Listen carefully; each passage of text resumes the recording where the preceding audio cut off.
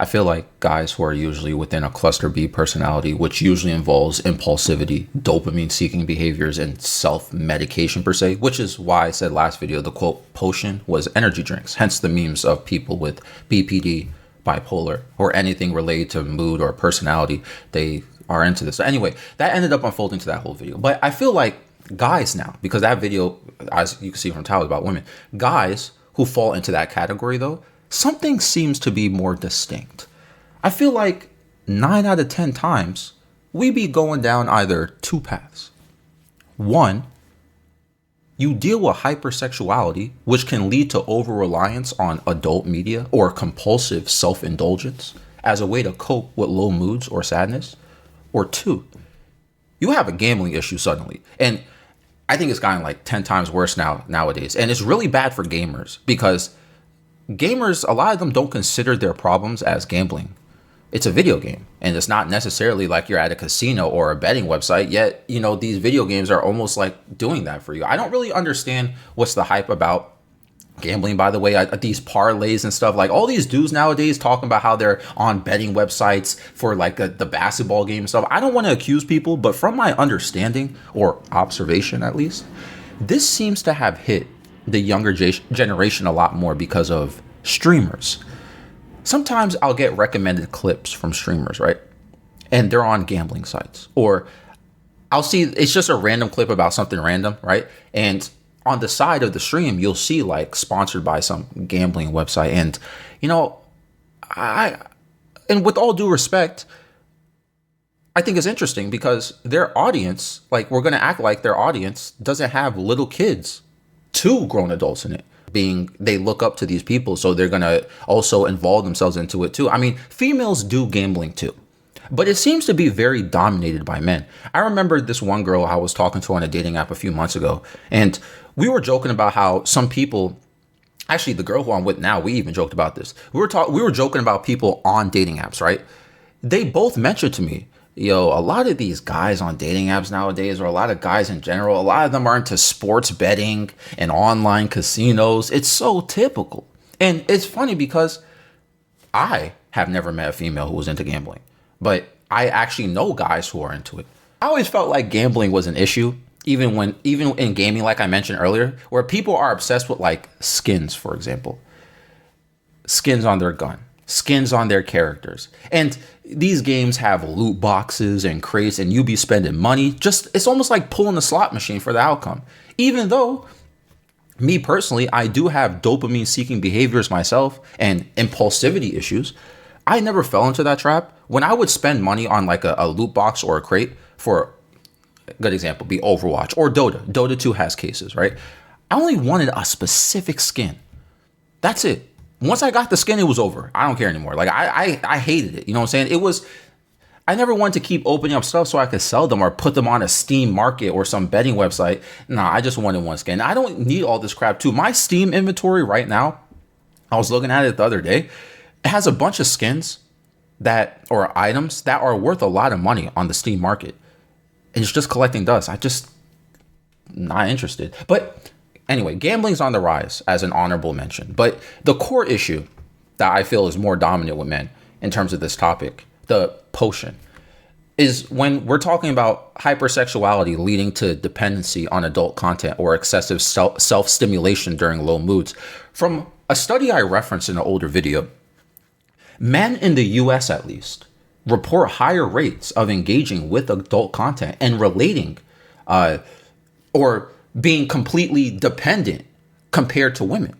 It suggested around 50 to 60% of guys with bipolar or cluster B traits lean towards this. It's self-medication, like I mentioned, just like the energy drinks from last video. People see what people say casual self-indulgence is normal and healthy, right? It's okay if you want to spend some time alone, but when it becomes excessive, people often don't notice how big it is in their life until it disrupts their life.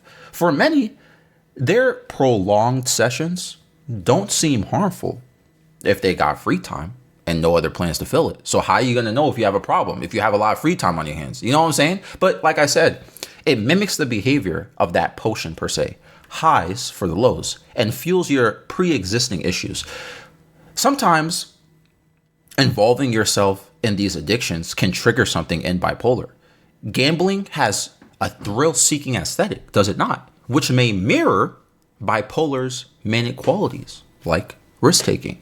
And pushing gambling to the side now, if you think about it, this is the hypersexuality. If you think about it, this may apply to you, or you may know somebody like this, or you dated somebody like this, but you got to keep it for real right now. If this is you though, okay, if you're quote mentally ill or a BPD demon or you got bipolar or anything, right? Am I lying when I say, isn't it coincidental, even though it's not? Isn't it coincidental that people in these circles often seek out more intense experiences? It's tied to manic energy or thrill-seeking highs. With your hypersexuality or your adult content consumption, some everyday stuff that people be watching doesn't cut it for them. They may dive into, quote, abnormal interests that feel out of the ordinary or edgy. Do you get what I'm saying? I'm talking about edgy adult content. And people seek them out specifically online. And these interests, they're just straight up categories on these websites, you know? Like, it's not like it's illegal. Some people, they're into illegal stuff, which I'll get into later, which I think I'll get into that later. But you know what I'm talking about, right? Often what I'm talking about, these interests that people have with their consumption of adult content and risk-taking stuff, it's often about, if you notice, it's often about power dynamics, boundary pushing, or anything that you wouldn't really openly discuss with friends that you're into. You know what I'm saying? For some deeply involved, their thrill response gets so broken and desensitized. Like, some people are so, like, their dopamine response is so, like, screwed up. They end up being attracted or interested in adult content or preferences society frowns upon for, I would say, good reasons. Take extreme role-playing fantasies, for example. Listen, this is probably going to hurt someone's feelings. I'm not going to say I'm not judging preferences, because I am. I'm just pointing out patterns here. If someone is into certain extreme role-playing fantasies, where I'll just say somebody, let's just say age, right? I'll just use that word here, right? I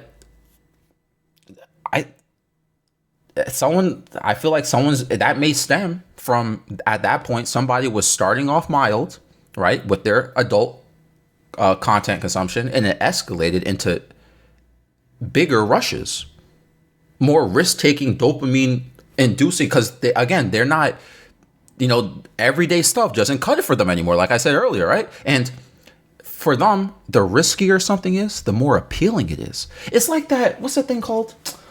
Oh my God, it's like popular now. Well, I don't even watch the videos. I just be seeing it in the thumbnails. Because these videos all be like 2 hours long. Iceberg. It's like the iceberg meme, right? Deeper layers for heavier addictions. That said, with all due respect, because I did give an example, with respect, trauma can play a role in drawing people to those dark parts of the iceberg, all right? It doesn't excuse it, but that may explain what pulls them towards it. A lot of this stuff is just a cycle.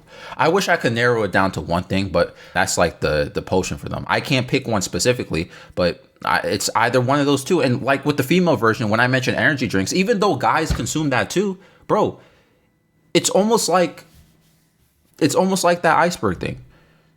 It just gets worse and worse and worse, and people don't realize it until it's like something bad happens. You have one energy drink, right? Then next thing you know, you're buying cases. You drinking multiple per day. Someone left a comment last video saying that their teeth started to hurt after drinking 2 Celsius per day. I'm gonna leave it on the screen right now if I can find it. Bro, see, that scares me, because I can't have more than 1 Gorilla Mind per day. And Gorilla Mind has the same caffeine content as Celsius, as far as I'm concerned. I may be wrong about that. If I have more than one though, more than one energy drink, I feel like I'm gonna have a heart attack. Like I'm like starting to sweat a little bit. I don't know how y'all be handling that. I don't know what's going on with that. Anyway, let me know what y'all think. This episode is found on Spotify and YouTube. I'm out.